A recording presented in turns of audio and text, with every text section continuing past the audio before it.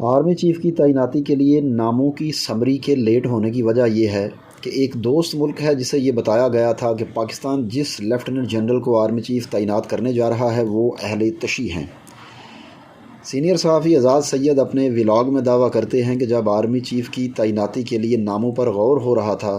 تو اسلام آباد میں واقع سعودی سفارتخانے کے ڈیفنس اتاشی نے ایک رپورٹ بھیجی تھی سعودی عرب،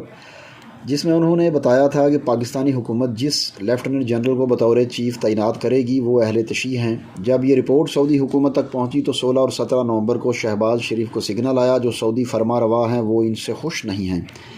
اور جب وزیر اعظم شہباز شریف نے پتہ چلوایا کہ کیوں سعودی فرما روا خوش نہیں ہیں تو پتہ چلا کہ آپ ایک ایسے چیف کو تعینات کرنے جا رہے ہیں جو اہل تشیع ہے۔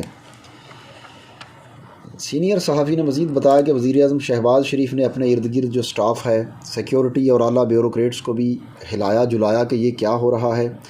کہ سید عاصم منیر کے بارے میں یہ غلط بات چلائی گئی ہے کہ وہ اہل تشیع ہیں۔ وہ تو اہل تشیع نہیں ہیں، اور یہ کس نے بات پہنچائی ہے؟ ہفتہ اور اتوار کی درمیانی شب پاکستان میں تعینات سعودی سفیر کو اٹھایا گیا، جس پر میزبان نے اعزاز سید سے سوال اٹھایا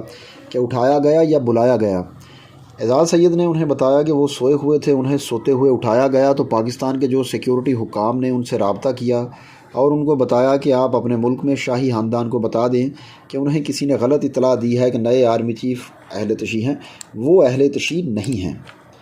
اس میں خبر یہ ہے کہ سعودی سفارتخانے میں جو سفارتکار کے ساتھ ڈیفنس اتاشی ہے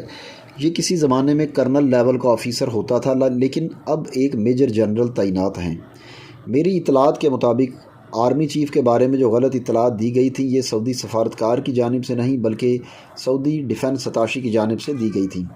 اور وہ پاکستان میں کچھ بیوروکریٹس اور کچھ ٹاپ سیکیورٹی کے افسران بھی شامل تھے، جن میں کچھ آرمی چیف کے امیدوار بھی تھے جنہوں نے یہ افواہ اڑائی تھی۔ اعزاز سید نے مزید کہا کہ میں جنرل فیض حمید کا نام نہیں لے رہا، جنرل فیض سے نہیں بلکہ کسی اور سے رابطے میں تھے جس نے یہ افواہ اڑائی تھی۔ انہوں نے مزید بتایا کہ ڈیفنس اتاشی جنرل عاصم منیر کو اس لیے نہیں لگنے دینا چاہتے تھے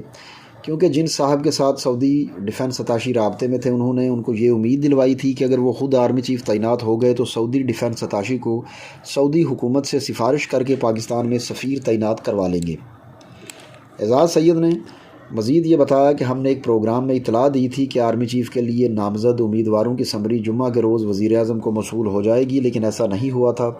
سمری تحریر کا شکار ہو گئی تھی، اور سب کو معلوم ہے سمری کی تحریر کا شکار ہونے کی بھی یہی وجہ تھی کہ وزیر اعظم شہباز شریف کو سعودی عرب سے سگنل مل گیا تھا کہ یہ معاملہ ہو گیا ہے، اس لیے پہلے انہیں جنرل عاصم منیر کے بارے میں کلیئر کیا گیا، پھر سمری وزیر اعظم کو موصول ہوئی تھی۔ اعزاز سید کے مطابق آرمی چیف کی تعیناتی کے بعد جن شفراء نے ابتدائی ملاقات کی تھی ان میں سعودی سفیر بھی شامل ہیں۔